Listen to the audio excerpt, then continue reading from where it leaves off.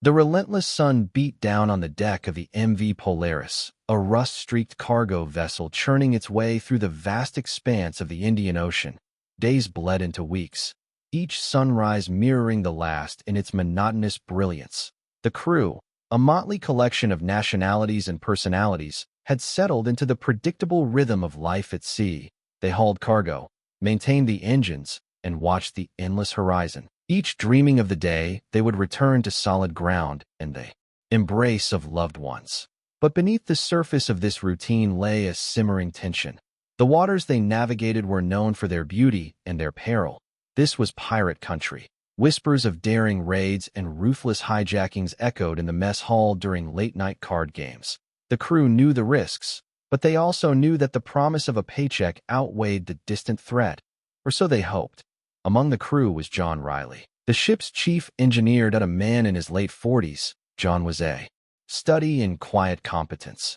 Years spent coaxing life from temperamental engines had etched lines of concentration around his eyes and calloused his hands. He wasn't a man of grand pronouncements or dramatic gestures, but a steady, reliable presence in the heart of the ship. His world was one of gauges, pipes, and the rhythmic thrum of the engine room, a world where problems were solved with logic and ingenuity.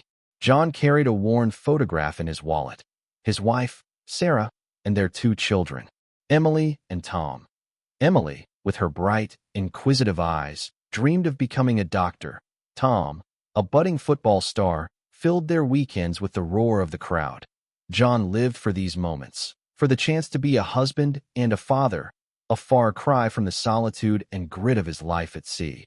Each rotation of the Polaris's propellers brought him closer to home, closer to Sarah's warm smile and the comforting chaos of family life that he cherished. Those thoughts, especially when the radio crackled with news of pirate activity in the area. He was respected by the crew, not for any boisterous personality, but for his calm demeanor and his unparalleled knowledge of the Polaris.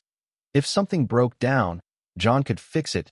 If there was a problem, John could find a solution. He was the ship's heart, its lifeblood, the man who kept everything running smoothly. Even when the waters got rough. One sweltering afternoon, as John was inspecting the auxiliary generator, a new urgency crackled over the ship's radio. It wasn't the usual static or routine communication. It was a frantic, garbled message from another vessel, reporting a pirate attack. John felt a chill run down his spine, a premonition that this time, the distant threat had become terrifyingly real. He wiped the grease from his hands, a knot forming in his stomach. He knew, with a sickening certainty, that their routine voyage was about to be violently disrupted.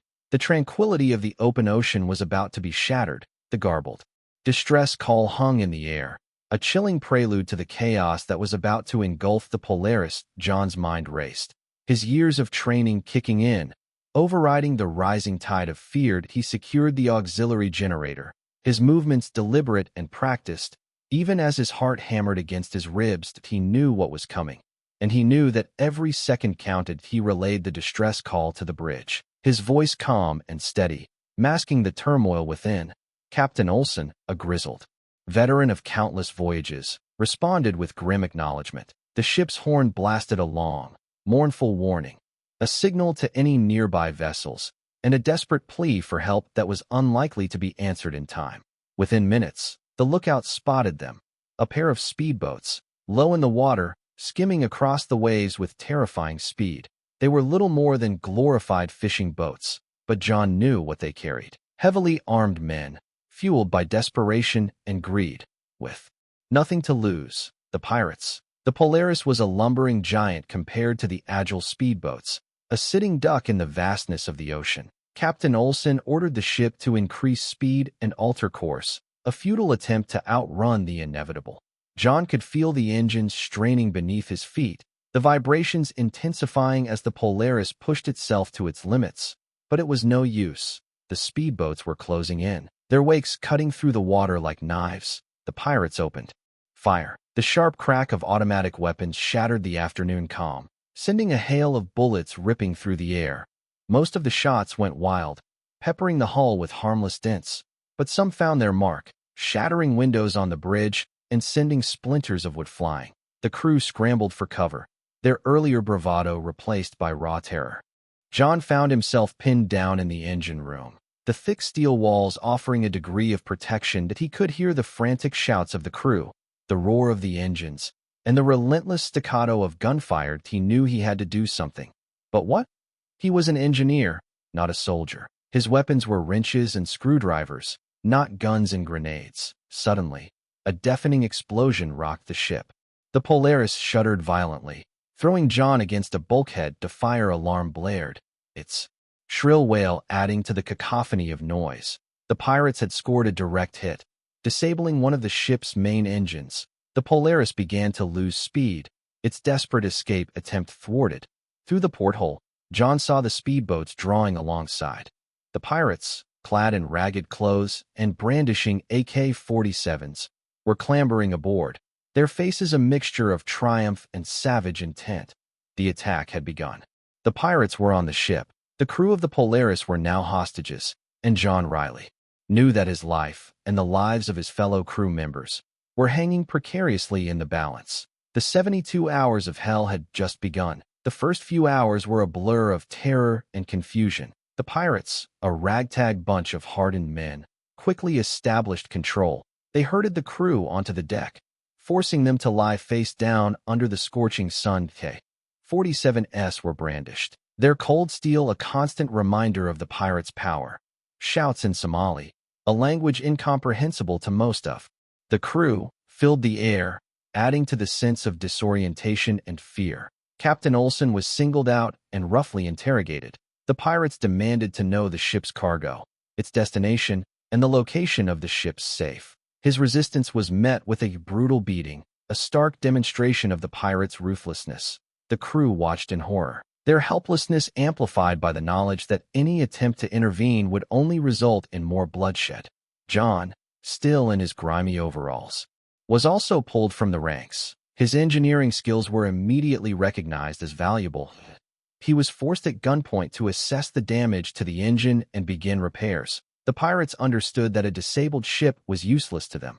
They needed the Polaris operational to reach a safe harbor, a hidden cove along the Somali coast where they could offload the cargo and negotiate a ransom. The engine room, once John's sanctuary, now felt like a prison that he worked under constant surveillance. The cold barrel of a pirate's rifle pressed against his back, he felt a burning resentment towards these men who had invaded his world, threatened his life, and shattered the peace he had founded. As the hours passed, a pattern began to emerge. The pirates were organized, but also undisciplined. They were constantly arguing amongst themselves, their greed and paranoia evident in their every interaction.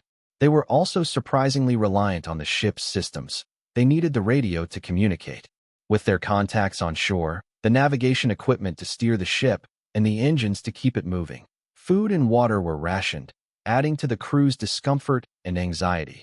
Sleep was a luxury, stolen in short, restless bursts, punctuated by the ever-present threat of violence. The pirates seemed to thrive on the crew's fear, using it to maintain control. One young crew member, a fresh-faced deckhand named Ben, dared to speak out, pleading for water for a sick colleague that he was immediately silenced with a brutal slap, a lesson to the others that defiance would not be tolerated.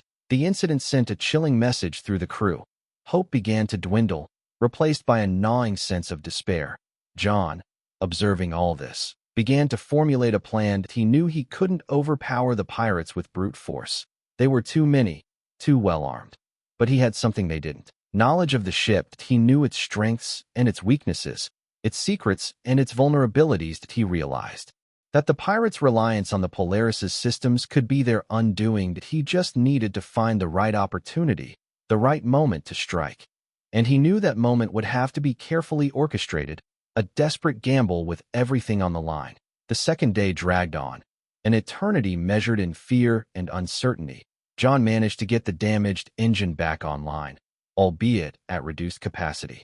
The Polaris limped onward, its course now dictated by the pirates, heading towards the Somali coast. The pirates, emboldened by their success, relaxed their guard slightly, a subtle shift that John carefully observed. Their boredom was palpable. They spent hours playing cards, arguing over the spoils, and boasting about their past exploits. They smoked constantly, filling the air with the acrid smell of cheap cigarettes. Their leader, a wiry man with a scarred face known only as Captain, was the most volatile, prone to sudden outbursts of anger and violence. He seemed to enjoy the power he wielded, the ability to control the lives of others with a mere word or gesture. The psychological impact on the crew was devastating. The initial shock had worn off, replaced by a deep-seated anxiety that gnawed at their spirits. The lack of sleep, the scarcity of food and water, and the constant threat of violence were taking their toll. Some retreated into themselves, becoming withdrawn and unresponsive. Others clung to each other for support, sharing stories of home and family, desperate to maintain a sense of normalcy in the face of unimaginable horror. John noticed a growing sense of resignation among some of the crew, a dangerous acceptance of their fate that he knew he had to act soon. Before hope completely vanished, that he focused on his plan, meticulously calculating the risks and the potential rewards that he needed to find a way to exploit the pirates' weaknesses, to turn their arrogance and complacency against them. That he spent hours observing the pirates' routines, noting their movements, their communication patterns, and their reliance on the ship's equipment. He discovered that they were particularly dependent on the satellite phone, using it to stay in contact with their contacts on shore and to negotiate the ransom. He also noticed that they frequently left the bridge unguarded, trusting in their superior firepower to deter any resistance. One evening, as the sun began to dip below the horizon, painting the sky in hues of orange and purple, John found himself alone in the engine room with one of the younger pirates, a nervous teenager named Ollie. Ollie was tasked with guarding John, but he seemed more interested in his phone, scrolling through social media and occasionally glancing at John with a mixture of fear and curiosity. John saw an opportunity. He engaged Ollie in a conversation, asking him about his family, his life back home. That he spoke in a calm, reassuring voice, trying to establish a connection. To humanize himself in Ollie's eyes, he learned that Ollie had been forced into piracy by poverty and desperation, that he longed for a better life, a chance to escape the cycle of violence. As they talked, John subtly steered the conversation towards the ship's systems, asking Ollie about his understanding of the radio and the navigation equipment. He discovered that Ollie knew very little, that he was simply following orders, blindly trusting in his superiors. John realized that Ollie was a key to his plan. He was young, impressionable, and perhaps, just perhaps, capable of being persuaded to help. John knew he was walking a dangerous line, but he also knew that he had nothing to lose. He was determined to fight back, to reclaim his life, and to save his fellow crew members from the clutches of these ruthless pirates. The seeds of rebellion had been sown. That John's conversation with Ollie proved invaluable. He confirmed what John had suspected. The pirates' understanding of the ship's technical systems was superficial at best. They knew how to use the satellite phone, how to operate the navigation equipment, and how to give basic commands to the helmsman, but they had no real understanding of the underlying technology. This reliance on technology, coupled with their overconfidence, was their Achilles heel. John realized that he could exploit this weakness to create chaos and disrupt their controlled. He focused his attention on the ship's electrical systems, specifically the power distribution panel that controlled the flow of electricity to all the essential equipment on board. He knew that a carefully timed disruption of the power supply could disable the satellite phone, the navigation equipment, and even the ship's lighting, plunging the Polaris into darkness and cutting off the pirates' communication with the outside world. It would be a risky move, but it could create the opportunity the crew needed to regain control of the ship. However, John also recognized the potential consequences. If the pirates discovered his sabotage, they would undoubtedly retaliate with extreme violence. The lives of the entire crew would be at risk. That he wrestled with the moral implications of his plan, weighing the potential benefits against the potential costs. That he confided in Captain Olson, sharing his plan and seeking his advice.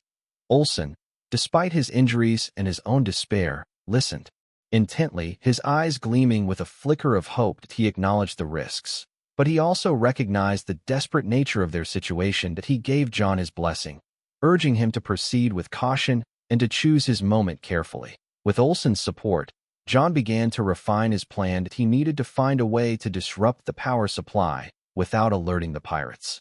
He spent hours studying the electrical schematics, Identifying the key circuits and the most vulnerable points, he discovered a bypass switch that could be used to reroute the power supply, creating a temporary blackout.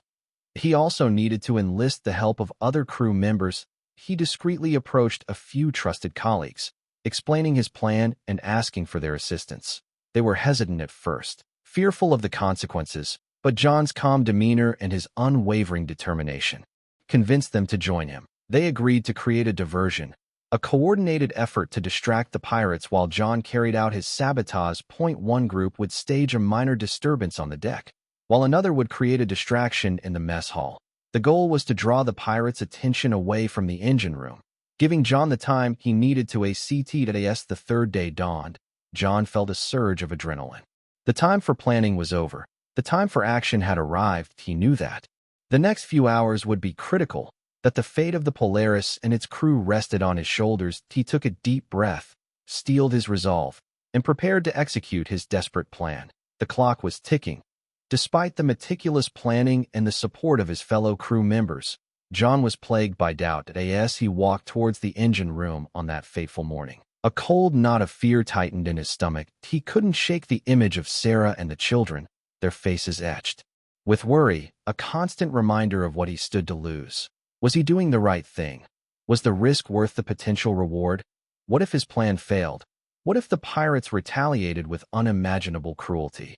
The weight of responsibility pressed down on him, threatening to crush his resolve. He thought of Ben, the young deckhand who had been slapped for asking for water. He thought of Captain Olson, battered and bruised, but still holding on to hope. He thought of the other crew members, their faces gaunt with fear, their spirits slowly being eroded by the relentless pressure. He knew he couldn't stand idly by and watch as these men were stripped of their dignity and their hope. He had to act, not just for himself, but for them. But the fear remained, a constant whisper in the back of his mind, reminding him of the potential consequences. He hesitated outside the engine room door, his hand hovering over the handle. He could still turn back, that he could pretend that he hadn't seen the pirates' weakness, that he hadn't devised a plan to exploit it. He could continue to play the role of the compliant engineer, waiting for the ransom to be paid, hoping for a peaceful resolution. But he knew that a peaceful resolution was unlikely. The pirates were driven by greed and desperation, and they wouldn't hesitate to resort to violence if they felt threatened. The only way to ensure the safety of the crew was to take decisive action, to wrest control of the ship from the pirates' grasp. That he closed his eyes, took a deep breath, and pushed the door open. He walked into the engine room, his heart pounding in his chest, his mind racing with possibilities and uncertainties. Ollie, the young pirate, was waiting for him, his AK-47 slung casually over his shoulder. John forced a smile, trying to appear calm and collected. He greeted Ollie in a friendly tone, engaging him in small talk, trying to ease the tension. That he knew that he had to gain Ollie's trust, to convince him that he was not a threat. That he spent the next hour performing routine maintenance, carefully avoiding any suspicious behavior. That he glanced at his watch, waiting for the signal for the diversion to begin. The minutes ticked by slowly, each one feeling like an eternity. The internal conflict raged within him. He was torn between his desire to protect his family and his obligation to protect his fellow crew members. He knew that whatever decision he made would have profound consequences, not just for himself, but for everyone on board the Polaris. He was a man caught between a rock and a hard place, forced to make an impossible choice. The simmering tension on board the Polaris reached a boiling point. The pirates, increasingly agitated by delays in the ransom negotiations, grew more erratic and unpredictable. Captain, their leader, paced the deck like a caged animal, his eyes darting nervously, his hand never far from his weapon. A new deadline was issued. If the ransom wasn't paid within 12 hours, they would start killing the crew, one by one. The announcement, delivered in broken English by one of the pirates, sent a wave of panic through the hostages. The already fragile morale plummeted. John could see the fear in Ollie's eyes. The young pirate, initially wary but somewhat receptive to John's attempts at conversation, now seemed consumed by anxiety. He clutched his AK-47 tighter, his gaze darting around the engine room, as if expecting an attack at any moment. John knew that time was running out. He had to act, and he had to act now. He glanced at his watch again. The diversion was supposed to begin in 5 minutes. He could feel the sweat trickling down his back, his heart pounding in his chest. Suddenly, a blood-curdling scream echoed from the deck above. The engine room fell silent. John and Ollie exchanged a terrified glance. Another scream followed, then a series of shouts and curses. John recognized the voice of Ben, the young deckhand. Something terrible was happening on the deck. He could feel the urgency rising, the desperation clawing at his throat. "What's going on?" Ollie asked, his voice trembling. John shrugged, trying to appear nonchalant. "I don't know," he said. "Maybe they're just arguing." But he knew that it was more than just an argument. He could feel it in his gut. The pirates were losing control, and the situation was spiraling out of control. That he glanced at his watch again. The diversion was starting now. That he could hear the faint sounds of a scuffle on the deck, the muffled shouts of the crew. The diversion had begun. He took a deep breath, steeled his resolve, and turned to face Ollie. "I need to check something in the back," he said, gesturing towards the far corner of the engine room. "Keep an eye on things." Ollie nodded, his eyes still wide with fear. He didn't seem to notice John's nervous demeanor. He was too preoccupied with the chaos unfolding on the deck. John walked towards the back of the engine room, his movements deliberate and practiced. He reached the power distribution panel, his fingers tracing the familiar contours of the switches and dials. He knew exactly what he had to do. He hesitated for a moment, his conscience warring with his desperation. He thought of Sarah and the children, their faces pleading with him to come home. He thought of Ben, screaming on the deck. He thought of Captain Olson, battered but unbowed. He closed his eyes, took a deep breath, and flipped the bypass switch. The engine room plunged into darkness. The lights flickered and died, plunging the entire ship into chaos. The diversion had worked. Now it was his turn. The immediate aftermath of the blackout was pandemonium. The engine room, plunged into absolute darkness, became a swirling vortex of confusion. Ollie, startled by the sudden loss of power, cried out in alarm. The sounds of shouting and gunfire erupted from the deck above, amplified by the darkness and the echoing steel walls of the ship. John, relying on his intimate knowledge of the engine room, moved swiftly and deliberately. He knew exactly where he was going. Even in the pitch black, he had spent countless hours in this space, memorizing every pipe, every valve, every piece of equipment. He grabbed a heavy wrench from his toolbox, his heart pounding in his chest. He knew he had to disarm Ollie, but he didn't want to hurt him. But he still hoped that he could convince the young pirate to help them. "Ollie," he said, his voice calm and reassuring. "Stay calm, but it's just a power failure. I can fix it, but I need you to trust me." Ollie hesitated, his fear warring with his confusion. That he lowered his AK-47 slightly, but he didn't let go of it. "What happened?" he asked, his voice trembling. "Did you do this?" John paused for a moment. Weighing his options, he decided to tell Ollie the truth, or at least part of it. "Yes, I did it," he said. "But it's not what you think. The pirates are going to kill us all. This is the only way to stop them." He explained his plan, emphasizing the pirates' reliance on the ship's systems and the crew's desperate need to regain control. That he appealed to Ollie's sense of humanity, reminding him of his family, his dreams of a better life. "You don't have to be a pirate, Ollie," he said. "You can help us. You can be a hero." Ollie listened intently, his eyes wide with disbelief. He seemed to be considering John's words, wrestling with his own conscience. Suddenly, a flashlight beam pierced the darkness. One of the pirates, alerted by the blackout, was entering the engine room. "What's going on down here?" the pirate shouted, his voice menacing. "Ollie, what are you doing?" John knew he had to act fast. He lunged towards Ollie, grabbing the AK-47 from his hands. The pirate, startled by the sudden movement, raised his flashlight, momentarily blinding John. John swung the wrench with all his might, connecting with the pirate's head. The pirate crumpled to the ground, unconscious. Ollie stared at John in shock, his eyes wide with horror. John held out his hand, offering Ollie the AK-47. "It's your choice, Ollie," he said. "You can join us, or you can stay with them, but you have to decide now." Ollie hesitated for a moment, his eyes darting between John and the unconscious pirate. Then, he took a deep breath, grabbed the AK-47, and nodded. He had made his choice. The blackout plunged the Polaris into a state of utter chaos. The pirates, disoriented and panicked, scrambled to regain control. Their reliance on the ship's electrical systems became their downfall. The satellite phone was dead, cutting off their communication with the outside world. The navigation equipment was useless, leaving them adrift in the vast ocean. The lights were out, plunging them into darkness on the deck. The crew, emboldened by the blackout and the earlier diversion, launched their coordinated attack. They used whatever they could find as weapons: wrenches, pipes, fire extinguishers, anything to gain an advantage over their captors. Captain Olson, despite his injuries, led the charge, his voice booming across the deck, rallying the crew to fight that he moved with surprising agility. His years of experience at sea giving him an edge in the close-quarters combat. The pirates, caught off guard and disoriented by the darkness, fought back fiercely. The air was filled with the crack of gunfire, the clang of metal on metal, and the screams of the wounded.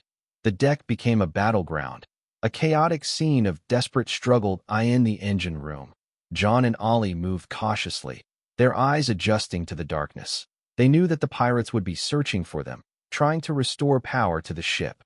"We need to get to the bridge," John said, his voice urgent. "That's where they'll try to restore power." Ollie nodded, his face grim as he gripped the AK-47 tightly, his eyes scanning the darkness. They made their way through the labyrinthine corridors of the ship, their footsteps echoing in the silence. They encountered pockets of resistance, small groups of pirates trying to maintain control. John, relying on his knowledge of the ship's layout, led them through secret passageways and hidden compartments. Avoiding the main corridors where the fighting was most intense, they reached the bridge undetected, finding it unguarded. The pirates, preoccupied with the fighting on the deck, had neglected to secure the ship's command center. John quickly located the emergency generator, a small diesel engine that could provide backup power to the bridge. He worked feverishly, his fingers flying over the controls, trying to get the generator started.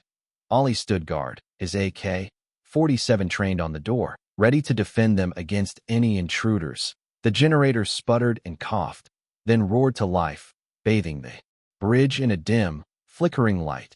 John quickly restored power to the navigation equipment and the ship's radio. "We need to send a distress signal," he said. "Let the world know what's happening here." Ollie nodded, his eyes gleaming with determination. He picked up the radio microphone and began to speak, his voice clear and strong, broadcasting a message of defiance and hope. The tide was turning. The distress signal, broadcast by Ollie, acted as a beacon of hope, galvanizing the crew and sowing seeds of doubt among the pirates. The tide was turning, but the battle was far from over. On the deck, the fighting raged on, a brutal and chaotic melee. The crew, inspired by John's bravery and Captain Olson's leadership, fought with a ferocity they didn't know they possessed. Ben, the young deckhand who had been slapped for asking for water, emerged as an unlikely hero. Fueled by righteous anger, he wielded a fire axe with surprising skill, taking down several pirates who dared to cross his path. Another crew member, a quiet and unassuming cook named Maria, used her knowledge of the galley to her advantage. She rigged up a series of booby traps, using pots, pans, and hot oil to deter the pirates from entering her domain. Captain Olson, despite his injuries, was a force to be reckoned with. He moved through the chaos like a seasoned warrior, his voice booming encouragement, his fists delivering punishing blows. He was a symbol of resilience, a testament to the indomitable spirit of the crew. John, using his knowledge of the ship's ventilation system, flooded certain sections of the ship with noxious fumes, forcing the pirates to retreat. He also disabled the ship's water pumps, cutting off their water supply and adding to their discomfort. He and Ollie worked together seamlessly, their unlikely partnership forged in the crucible of crisis. Ollie's knowledge of the pirates' tactics and their communication codes proved invaluable, allowing them to anticipate their movements and disrupt their plans. They used the ship's intercom system to broadcast misinformation, sowing confusion and discord among the pirates. They created diversions, leading the pirates on wild goose chases through the ship's labyrinthine corridors. As the hours passed, the crew slowly but surely gained the upper hand. The pirates, demoralized by the loss of communication, disoriented by the darkness, and outmaneuvered by the crew's ingenuity, began to lose their will to fight. One by one, They surrendered, throwing down their weapons and begging for mercy. Others attempted to flee, only to be captured by the relentless crew. By dawn, the fighting had subsided. The deck was littered with the wounded and the dead, a grim testament to the violence that had unfolded. But the Polaris was once again under the control of its rightful crew.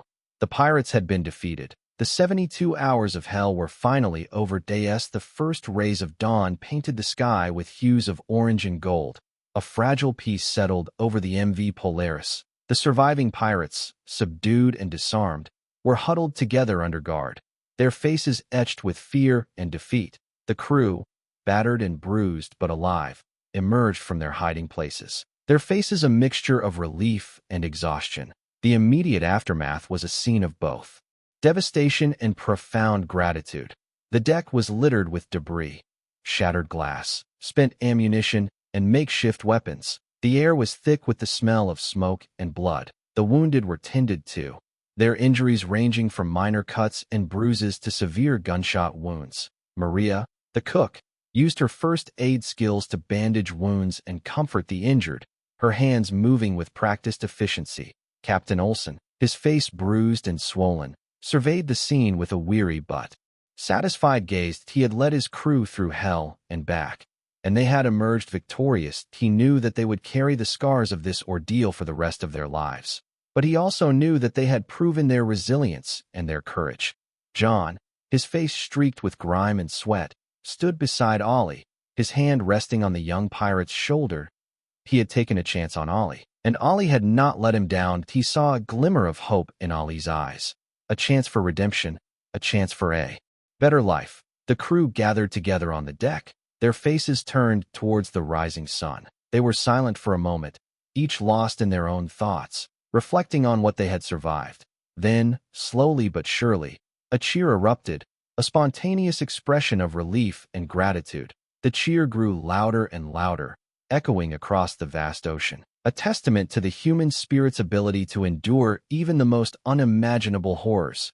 They had survived, they had faced death and despair, and they had emerged victorious. They were alive, and they were free. The realization of what they had accomplished washed over them, a wave of emotion that brought tears to their eyes. They had stared into the abyss, and they had refused to be swallowed by it. They had proven that courage and resilience could triumph over even the most overwhelming odds. They had shown the world that even in the darkest of times, hope can still prevail. The Polaris was damaged, but its spirit was unbroken. The crew was scarred, but their bond was stronger than ever. They had survived, and they would never forget the 72 hours that had changed their lives forever. The relief was palpable when, hours later, the unmistakable silhouette of a naval vessel appeared on the horizon.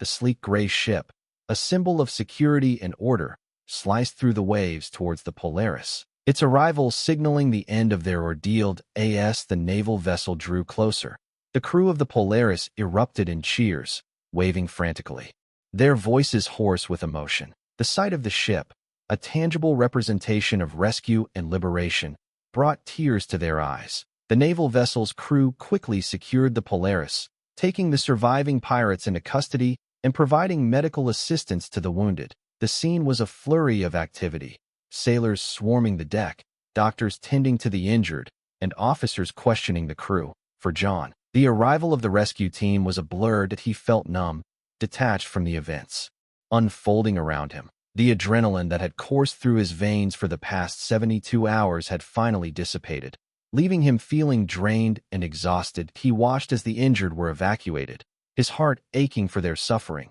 He saw Captain Olson being helped onto a stretcher, his face etched with pain, but his eyes filled with pride. He looked for Ollie, finding the young pirate huddled in a corner, his face filled with uncertainty. John approached him, offering a reassuring smile. He knew that Ollie's future was uncertain, but he hoped that he would be given a chance to redeem himself. As the Polaris was towed towards a safe harbor, the crew began to grapple with the emotional toll of their ordeal. The memories of the violence, the fear, and the despair would haunt them for years to come. Many suffered from nightmares, flashbacks, and anxiety attacks. Some struggled to cope with the trauma, turning to alcohol or drugs to numb the pain. Others sought professional help, seeking therapy to process their experiences. John, too, struggled to adjust to life after the hijacking, that he was plagued by guilt. Wondering if he could have done more to prevent the tragedy, he was haunted by the images of the pirates, their faces twisted with anger and greed, that he found solace in the support of his family. Sarah was a rock, providing him with unconditional love and understanding. The children, although shaken by the experience, were resilient and strong, their love helping him to heal. He also found comfort in the camaraderie of his fellow crew members. They had shared a bond forged in the crucible of crisis, a bond that would last a lifetime. They supported each other, shared their stories, and helped each other to heal. The hijacking of the Polaris had changed them all, forever altering their perspectives on life, death, and the human spirit. They had learned that even in the face of unimaginable horror, courage, resilience, and hope could still prevail. And they had learned the true meaning of brotherhood, the power of human connection in the face of adversity. The story of the MV Polaris is a testament to the enduring power of the human spirit in the face of overwhelming adversity. It is a story of courage, resilience, and the unwavering belief in the possibility of hope, even in the darkest of times.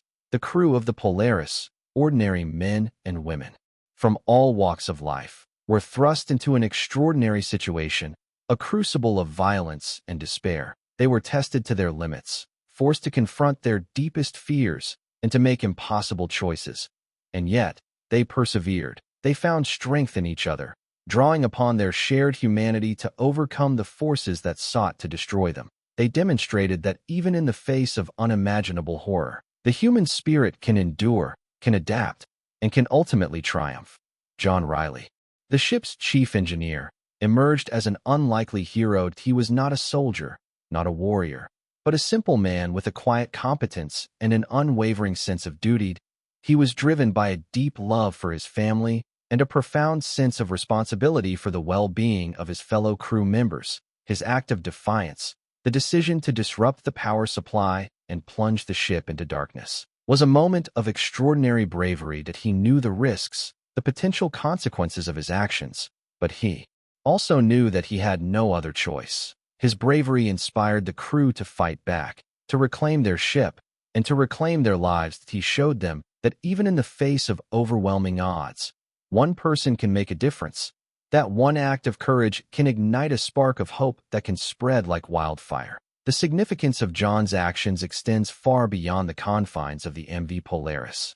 His story is a reminder that courage is not the absence of fear, but the triumph over it. It is a reminder that even ordinary people are capable of extraordinary acts of bravery. It is a reminder that the human spirit is a force to be reckoned with, a force that can overcome even the most daunting challenges. The story of the Polaris serves as a powerful symbol of hope, resilience, and the enduring power of the human spirit. It is a story that will continue to inspire generations to come, a testament to the extraordinary capacity of ordinary people to rise to the occasion and to make a difference in the world. And what of Ali? His story is a reminder that even those who have strayed from the path of righteousness can find redemption, that even in the darkest of hearts, a spark of hope can still ignite. His decision to join the crew in their fight against the pirates was a testament to the transformative power of compassion and understanding. The MV Polaris sailed on, its hull scarred but its spirit unbroken, a symbol of hope and resilience in a world often marred by violence and despair. And the story of its crew, forever etched in the annals of maritime history, serves as a reminder that even in the darkest of times, the human spirit can endure, can adapt, and can ultimately triumph.